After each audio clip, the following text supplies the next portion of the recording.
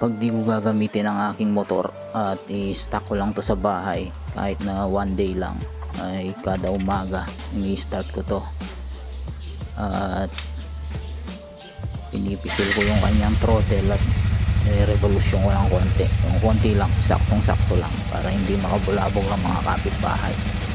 Bakit ko nga ba to ginagawa ko to para umikot yung sirkulasyon ng langis ng makina natin at nakakatulong to na umaba yung buhay ng ating motor. Kasi kung i-stock mo yung motor mo at hindi mo ito i-start sa araw-araw, matutuyo yung mga parts niya sa loob at napupunta yung langis sa isang lugar lang. Kaya kailangan mo itong i-start at nakakatulong to para mag-recharge ng battery sa ating motor. Kaya pag ginamit mo siya ulit noon, hindi siya mabibigla. Kung may mali sa sinabi ko, pwede nyo naman akong i-correct sa comment section.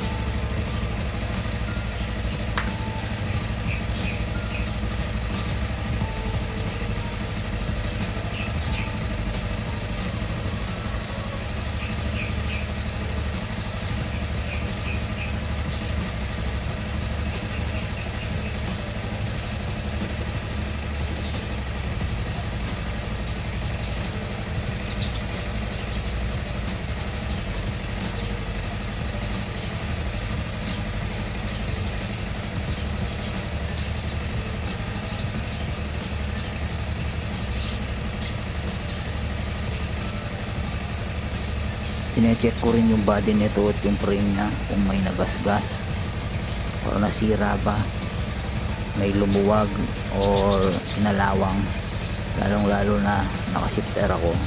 Sinecheck ko rin yung shifter kung lumuluwag na, baka pag ginamit ko kasi siya mahulog tong mga to. Kung may nawawalang bolts, sinecheck ko yan parati.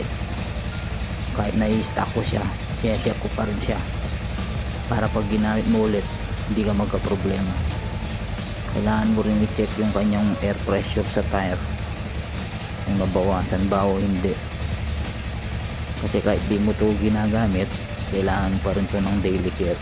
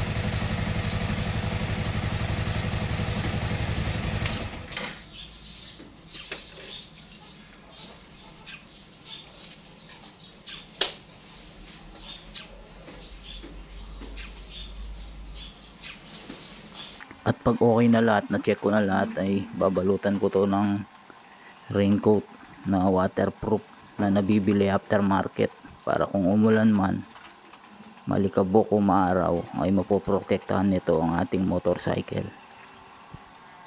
Hanggang dito na lang ang aking video. Maraming salamat sa mga nag-subscribe at sana may natutunan kayo kahit papano. Ako si Dog Aguilar at ito ang